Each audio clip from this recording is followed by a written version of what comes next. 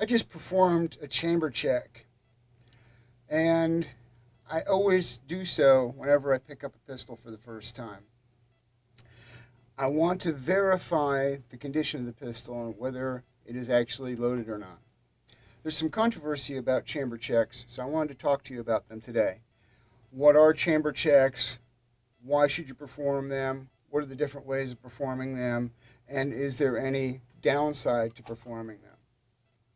All right, so what are chamber checks? Why do we perform them? And what's the downside to them? A chamber check is a visual and possibly physical examination of the chamber to see whether the gun is actually loaded or not. So you pull the slide back and check and see if there's a cartridge in there, and in which case there is. And then you let the slide go forward again. So basically that's all a chamber check is visually and or physically determining that, yes, the gun is loaded and ready to go. Why is that important? Well, think about it. This item is on my side with the idea that I may get attacked at some point in time and need to defend myself. And considering that at that point in time my life has gotten kind of exciting and interesting, I want to make sure that I have a fully loaded and functioning gun on me. And you're saying, well, Peter, I loaded the gun, last week. Why do I need to check? Well, because any number of things could have happened. If the gun is laid down and is out of your control, something might have happened. You may have unloaded it and forgotten about it. Maybe you did a dry fire session and then you maybe slapped the magazine back in but forgot to chamber the round. Maybe somebody else has picked up the gun and played with it. And of course, the first thing they're going to do is empty it. If you handle the gun, there's a chance that it may have become unloaded and you think it's loaded, and you don't want to find out when somebody's running at you with a knife with the intent to kill you. So my rule is that anytime I pick up a pistol, I'm going to check to see if it has a round in the chamber. Think about it like a pre-flight check that pilots perform. Pilots just don't jump in the plane and take off.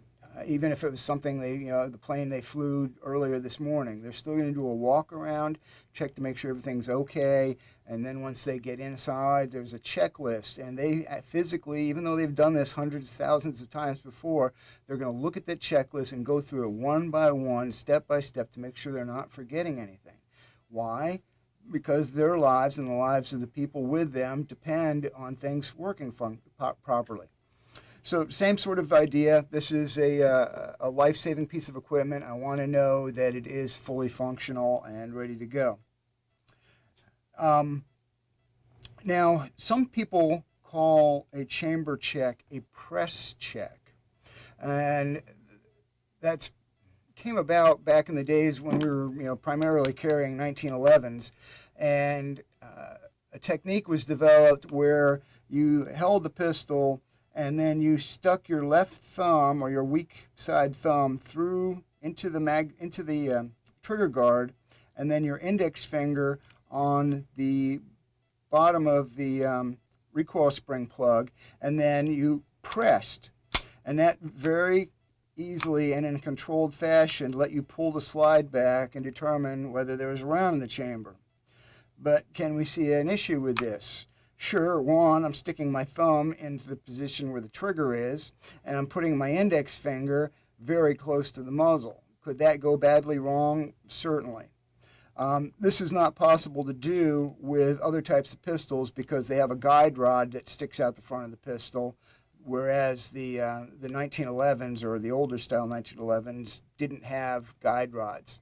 The recoil spring is unguided. Just to illustrate that for you, if you watch in this position, when I pull the slide back, you'll see that the guide rod is there. So pressing on the front of this doesn't do any good. I'm pressing against the front of the guide rod for the recoil spring. So if you're calling it a press check, you're probably wrong unless you're using a 1911 and you're using this antiquated and dangerous method. So let's just get away from calling them press checks. We're just not doing that anymore. So how do we do chamber checks? if you look, a lot of pistols will have forward serrations on the slides, and the idea is that you come underneath with your support hand and you kind of pinch the slide back, which certainly functions. But I find my hand is a little closer to the muzzle than I like, especially in the smaller pistols like this Glock 26. My preference is to come over the back of the slide like I would to rack the slide anyway, and then pull it back and look. And you might be thinking, well, that's fine when there's daylight and you can actually see there's a cartridge in there. You're right, and that's why sometimes we will do physical examinations. That gets a little trickier because I have to hold the slide open while I stick my finger in there. That can be a little bit more tricky, so you may want to come in like this, pinch the slide back, and then you can stick your finger in there. That becomes a little bit more difficult, and is it really critical? I don't know. If you're carrying a gun, you probably have a flashlight. Use the flashlight to determine if you think you need to do a chamber check in the dark. A number of pistols have loaded chamber indicators, and so if you have a round in the chamber, in this case with the Glock, the extractor sticks up a little bit proud of the slide, and by rubbing my finger across it, I can feel that it is stuck out, and so that means there's a round in the chamber. There's a number of different variations. The old PPKs and some other pistols have something that protrudes out of the back of the slide that's very easy to feel. And I know people that depend on those to determine whether the round is chambered or not. But could that fail? Could this, for some reason, maybe it's because it's rusty or dirty, could that stick out and give you a false positive reading? I've certainly had that happen with my PPK when I used to carry one of those. I've had that chamber indicator stick out when the gun was empty. So it's not fail-safe. Another thing is, I live in a tropical environment, and I've had a couple of people bring me pistols where the slide was actually rusted to the frame. So the slide rails had rusted to the mating points in the slide, and the slide would not reciprocate. And they didn't know, and they'd been running around for months with a inoperable firearm. Well, the first round probably would have gone off, but it wouldn't have fired again. So doing an actual chamber check this way where I'm pulling the slide back will let me know that I do have some functionality, that the gun will cycle, the slide will reciprocate. So that's another good reason for doing that. Now, you do have to make sure that when you pull, because I'm pulling the gun out of battery right now, and the vast majority of firearms have what's called a out-of-battery safety that will prevent the gun from firing if the slide is not fully forward or the breech isn't fully closed, depending on what kind of firearm it is and operating system. So if the slide is back just a little bit, the gun won't fire. So by taking it out of battery to do my chamber check, am I causing problems? There's a potential for it, certainly. And that's why when you do the chamber check and you pull the slide back, it's important that you make sure that the slide goes all the way forward. Now you can see that, visually. It certainly doesn't hurt to maybe tap on the back of the slide while you're doing that. Of course, all the time that we're doing this, we're observing the safety rules, the gun's pointed in a safe direction, and our fingers are off the trigger while we're doing these manipulations. Now, some people are saying that chamber checks are bad for the cartridge in the chamber, that by pulling the slide back, and by doing that, I'm actually pulling the cartridge back also. The extractor is pulling the round out of the chamber, and then, it's going back in. And, if I do this 2 or 3 times a day, which I do, over the course of several months, I could be moving this cartridge back and forth in the chamber 100 or more times. And will that have an effect on the cartridge? And the answer is no, unless you have a match chambered gun, and I'm thinking maybe a rifle that has very short lead where when you chamber around, the bullet is actually touching the rifling, engaging the rifling. And in extreme cases, I've seen where you chamber around and then you don't take the shot, and you open the bolt, pull it back, and the bullet gets stuck in the rifling, and you pull an empty cartridge casing out. But that's not going to happen in your typical, firearm, which has a normal amount of lead before the bullet engages the rifling. So I wouldn't worry about that. What some people are worried about is this thing called setback. And what they're concerned with is that after repeated moving the cartridge back and forth, that the bullet can be set back into the casing.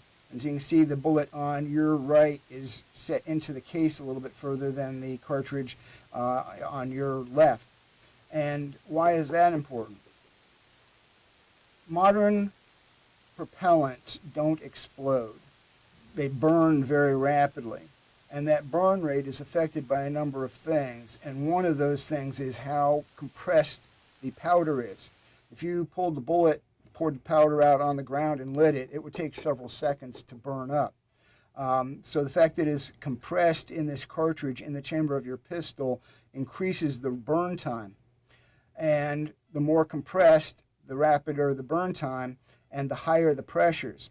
So given these two cartridges started out the same, the fact that this bullet is set into the cartridge a little bit further, it will actually have higher pressures than this one will, to the point where it could be dangerous. So firing a cartridge with the bullet set back into the case could potentially result in your firearm blowing up. Now, that's not going to be a life-threatening injury. The gun will be destroyed. You may have some cuts, lacerations on your hand. About the worst thing that could happen is, a fragment entering your eye. That's why eye protection is so important. But this setback is not going to happen with a chamber check. And I'll do a little demo for you in a minute.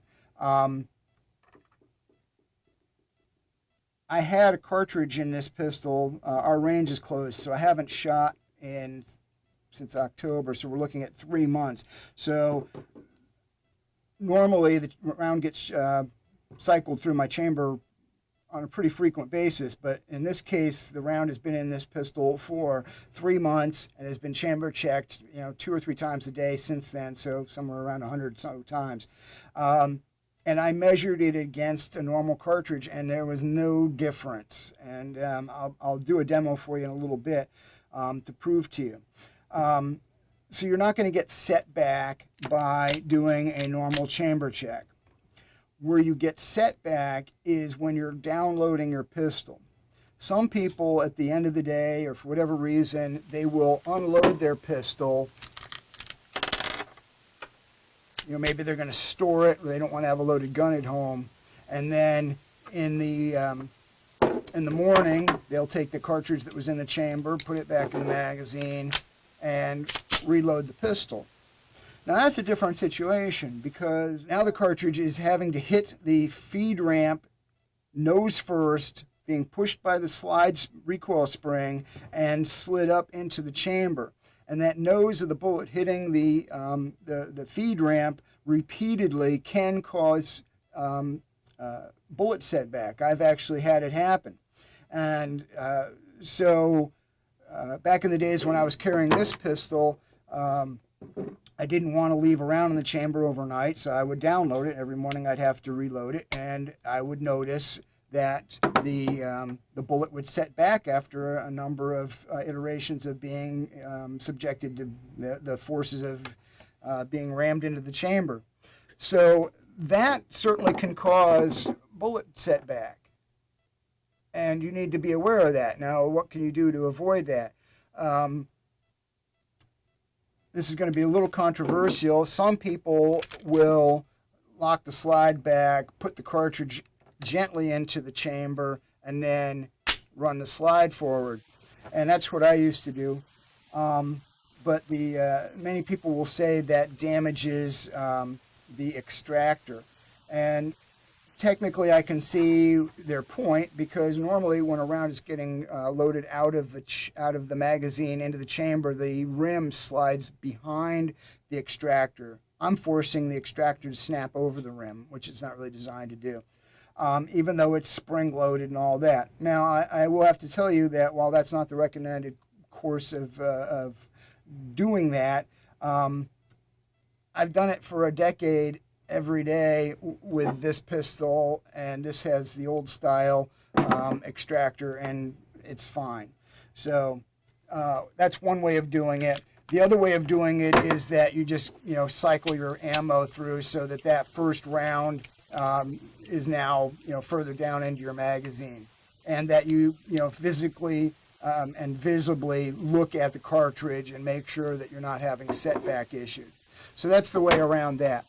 But once again, we're not talking about downloading your pistol and reloading the chamber every morning. I'm talking just strictly about chamber checks. All right, so let's do some chamber checks here. So count along with me here. So I've got a round in the chamber. So 1, 2, 3, 4, 5, 6, 7, 8, 9, 10, 11, 12, 13, 14, 15, 16, 17, 18, 19, 20, 21, 22, 23, 24, 25, 26, 27, 28, 29, 30, 31, 32, 33, 34, 35, 36, 37, 38, 39, 40, 41, 42, 43, 44, 45, 46, 47, 48, 49, 50. So we've done 50 chamber checks. And let's take a look at the cartridge. Got my micrometer here. And this mics out to 1.041. 1.041. And let's take another round and check it. So 1.014, 1.041. Let's try another one. 1.041. All right, so they're all exactly the same, and mixing these up now, if I showed them to you, I think you'd have trouble determining which of these had been chamber checked 50 times. So chamber checking is an important thing to do every day when you're picking up your pistol and you want to verify its condition.